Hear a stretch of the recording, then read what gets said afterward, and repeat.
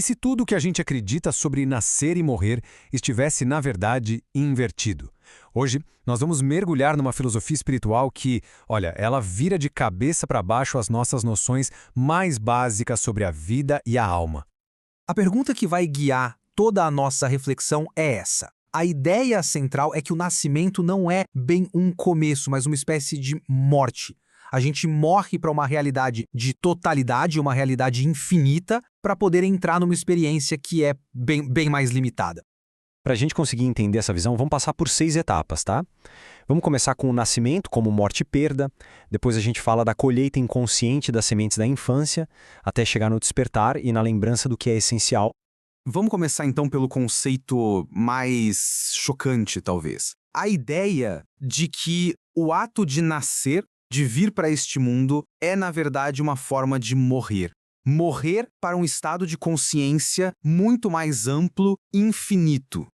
A gente costuma ver o nascimento como o começo de tudo, né? O ponto de partida. Mas, por essa ótica, ele é visto como um esquecimento.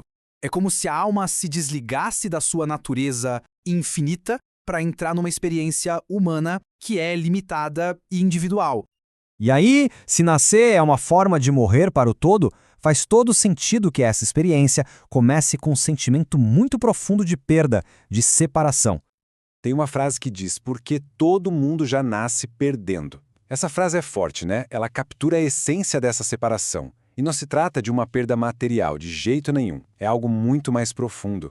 É a perda espiritual, a desconexão daquela unidade de onde a gente veio. E o que se perde, exatamente? Bom, perde-se a liberdade infinita. A alma agora está sujeita aos limites do tempo, às sensações de um corpo físico, ao medo do fim, à identidade separada que a gente chama de ego e àquela ilusão constante de que as coisas são escassas. Então, o ponto crucial é este. Essa perda toda do começo não é para ser uma condenação. Na verdade, é o ponto de partida. O verdadeiro sentido da vida, dentro dessa filosofia, é a jornada para se lembrar de quem a gente realmente é, para além de todas essas limitações. É um jogo de memória. E isso tudo nos leva a uma questão bem profunda. Por que a gente sofre as consequências de ações que, muitas vezes, a gente nem tinha consciência de que estava tomando? A vida, então, funciona como uma grande escola para a alma. Primeiro, acontece o plantio inconsciente de ações, de crenças. Depois, vem a colheita, que muitas vezes é dolorosa. E é justamente essa dor que serve como professora, sabe? Ela força o despertar da consciência para que os mesmos erros não se repitam. Vamos aprofundar um pouco nisso, olhando para um período que é crucial, a infância. Aquela época em que a consciência ainda não está totalmente formada, mas é quando as influências mais profundas se enraizam na gente. É por isso que tantos caminhos de cura focam na tal da criança interior, porque é nessa fase que as sementes da inconsciência são plantadas. Crenças, medos, padrões, que muitas vezes a gente herda e que continuam a germinar e a dar frutos na vida adulta. Mas aí, em algum momento da jornada, pode acontecer uma mudança fundamental, uma verdadeira virada de chave, que acontece quando a consciência finalmente desperta de verdade. Esse despertar, nesse contexto, é a morte simbólica do ego, aquela identidade que faz a gente acreditar que somos um eu separado de todo o resto. É a compreensão profunda de que essa separação é uma ilusão. E olha, quando essa ficha cai, a perspectiva sobre a vida muda completamente. Com o fim da ilusão do eu, o que é que sobra? O todo.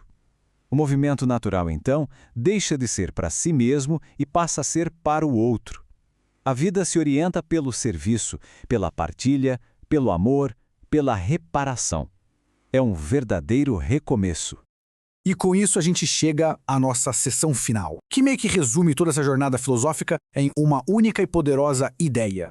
A vida é o esquecimento do que somos, e a morte é o lembrete. Essa frase resume tudo.